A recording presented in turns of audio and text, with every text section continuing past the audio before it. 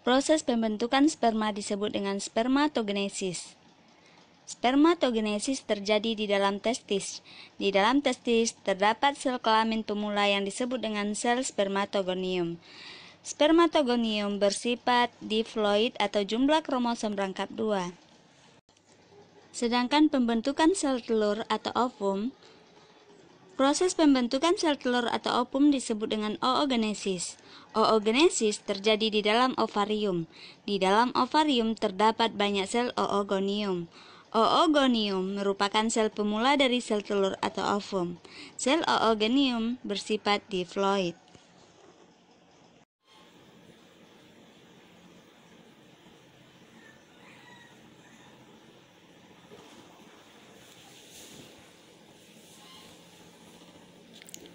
Setelah individu mencapai masa untuk berkembang biak, sel spermatogonium di dalam testis akan membelah diri berulang-ulang secara mitosis.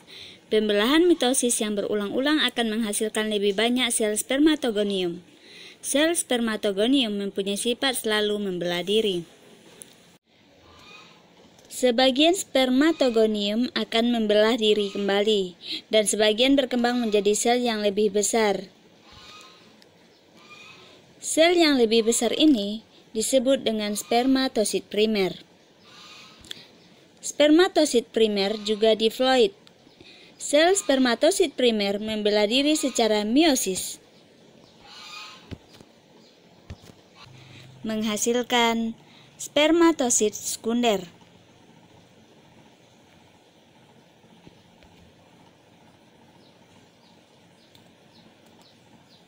Spermatosit sekunder membelah diri secara meiosis, menghasilkan sel spermatid atau 4 sel spermatid.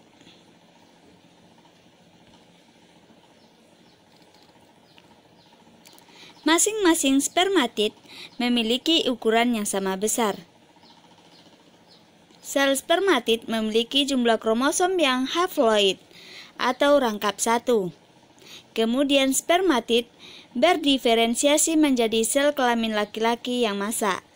Sel kelamin laki-laki yang sudah masak disebut dengan sperma. Sperma bersifat haploid.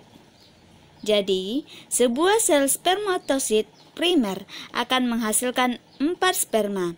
Masing-masing sperma memiliki jumlah kromosom setengah dari jumlah kromosom sel spermatogonium. Sperma inilah yang akan membuahi sel telur pada saat pembuahan.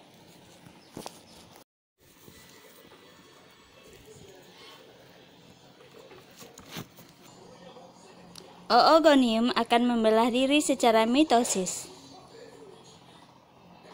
sehingga terbentuk lebih banyak oogonium.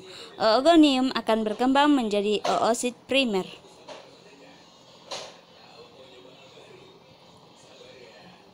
Selanjutnya, oosit primer membelah secara meiosis, menghasilkan oosit sekunder dan badan kutub pertama atau primary polar body.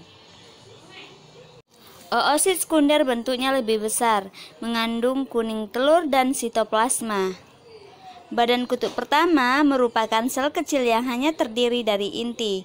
Badan kutub pertama akan membelah menjadi 2 sel.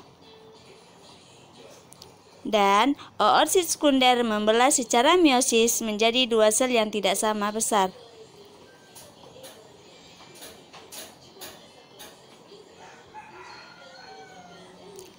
Sel yang besar disebut dengan ootit. Ootit bersifat haploid. Sel yang kecil disebut dengan badan kutub kedua atau secondary polar body.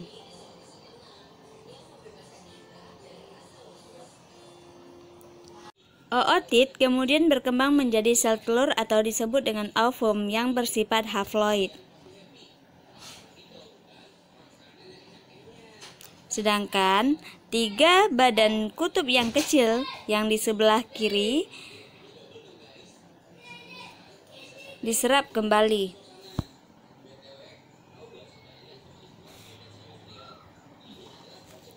Jadi, pada oogenesis, setiap oosit primer hanya menghasilkan satu sel telur saja. Sel telur inilah yang akan dibuahi oleh sperma pada saat pembuahan.